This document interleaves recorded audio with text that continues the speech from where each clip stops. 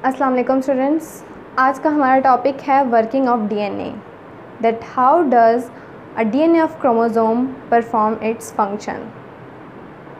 जैसा कि हमें पता है कि डीएनए एक जेनेटिक मटेरियल है जिसके पास सारी इंस्ट्रक्शंस मौजूद हैं कि किसी भी सेल ने कौन सा फंक्शन परफॉर्म करना है, या हम कह सकते हैं कि किसी भी ऑर्गेनिज़म्स की ट्रेट या कैरेक्टरिस्टिक्स को जो है वो डीएनए ही डिटरमाइन करता है।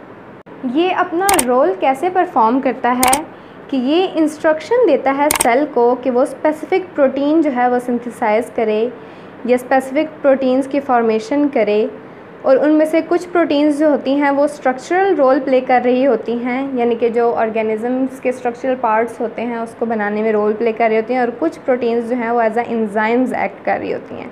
एंजाइम्स मीन कि बॉडी में जितने भी हमारे जो फंक्शंस हो रहे होते हैं उनको रेगुलेट करने के लिए जो प्रोटीन्स यूज़ हो रही होती हैं उसको हम एंजाइम्स कहते हैं। तो इसी तरह से एक सेल के अंदर जितने भी फंक्शंस परफॉर्म हो रहे होते हैं, सेल जो कुछ भी कर रहा होता है वो एक्चुअली डीएनए की कंट्रोल में होता है। अब हम देख लेते हैं कि वर्किंग ऑफ डीएनए जो कि एक स्टेप बाय स्टेप प्रोसेस है और ये कैसे जो है वो प्रोसीड कर रहा है। फर्स्ट जो है हमारे पास एक सेल है, उसके अंदर न्यूक्लियस है। ये मैंने न्यूक्लियस ड्रॉ किया हुआ है। न्यूक्लियस के अंदर हमारे पास क्रोमोसोम प्रेजेंट होता है, और इस क्रोमोसोम के अंदर ये जो हेलिकल फॉर्म में है वो क्या प्रेजेंट है, डीएनए प्रेजेंट है। DNA in chromosome. सेल के अंदर न्यूक्लियस है, न्यूक्लियस के अंदर क्रोमोसोम, क्रोमोसोम के अंदर डीएनए।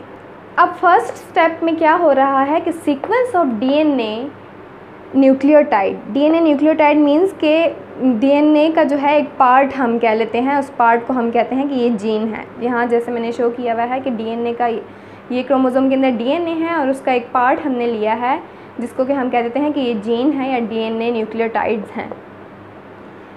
तो वो क्या होती हैं, कॉपीड होती हैं in the form of messenger RNA. अब ये जो डीएनए की न्यूक्लियोटाइड्स हैं या जो जीन है ये क्या होंगी, कॉपी होंगी in the form of messenger RNA. DNA जो है वो कॉपी होगा in the form of messenger RNA, और इसके पास मैसेज होगा। मैसेंजर आरएनए जो है वो बेसिकली मैसेज लेकर जाएगा आगे फर्दर। अब सेकंड स्टेप में क्या होगा कि वो जो जीन थी, मैसेंजर आरएनए जो था हमारे पास बन चुका था, अब वो क्या आएगा, न्यूक्लियस से बाहर ट्रांसपोर्ट हो जाएगा। तो जो राइबोसोम क्या है, एक ऑर्गेनेली है, या हम कह देते हैं कि सब सेलुलर स्ट्रक्चर है।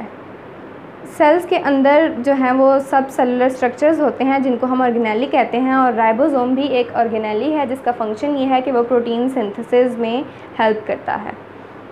ये राइबोसोम क्या करेगा कि मैसेंजर आरएनए पे जो सीक्वेंस प्रेजेंट होगी, यानी कि वो जो मैसेज होगा वो राइबोसोम रीड करेगा और उसी के अकॉर्डिंगली ये स्पेसिफिक अमाइनो एसिड्स को ज्वाइन कर देगा। क्योंकि हमने स्पेसिफिक प्रोटीन्स बनानी हैं जो कि स्पेसिफिक फंक्शन परफॉर्म कर सके, तो अमाइनो एसिड्स बेसिकली क्या होते हैं, वो बिल्डिंग ब्लॉक्स ऑफ प्रोटीन्स होते हैं। तो राइबोसोम क्या करेगा कि मैसेंजर आरएनए के सीक्वेंस को रीड करेगा और उसके अकॉर्डिंगली स्पेसिफिक अमाइनो एसिड्स को ज्वाइन कर देगा। उसके बाद स्पेसिफिक प्रोटीन्स की फॉर्मेशन हमारे पास हो जाएगी उस मैसेंजर आरएनए के थ्रू।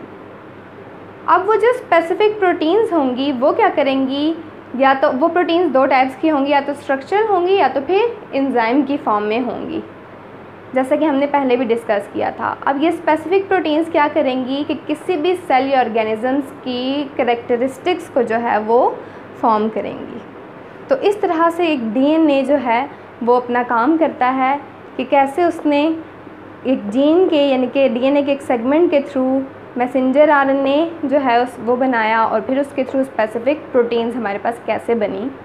इस पूरे प्रोसेस को हम सेंट्रल डॉग्मा भी कहते हैं। वर्किंग ऑफ डीएनए को हम सेंट्रल डॉग्मा भी कहते हैं। तो स्टूडेंट्स, ये था हमारे पास कि किस तरह से जो डीएनए है वो वर्क करता है और अपना रोल प्ले करता है।